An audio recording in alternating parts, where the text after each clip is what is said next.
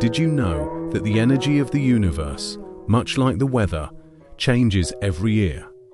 In the ancient Eastern art of time-based Feng Shui, a dominant annual energy descends upon the earth each year. This energy has its own unique 5-element attribute and color preference. Wise people will subtly introduce colors into their home environment that are in harmony with the year's prevailing energy. This is like hoisting a favorable wind sail for your life's journey. Imagine that each year, a new energy emperor rules the earth. This emperor is the timely star from the 9 flying star system. And we, as inhabitants of the earth, by decorating our homes with the colors favored by this emperor, are in essence showing our goodwill to it, and thus receiving its blessing for the entire year. Year number appears on screen, for example, 2025.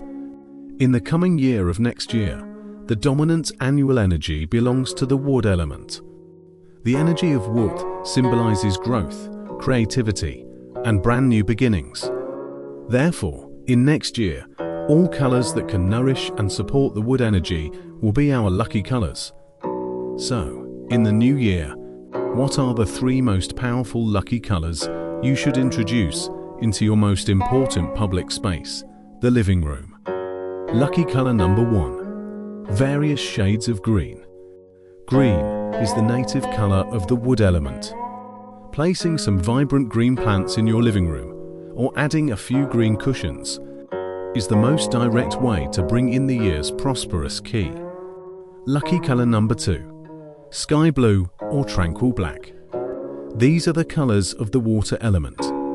According to the 5-element generating cycle, water nourishes wood.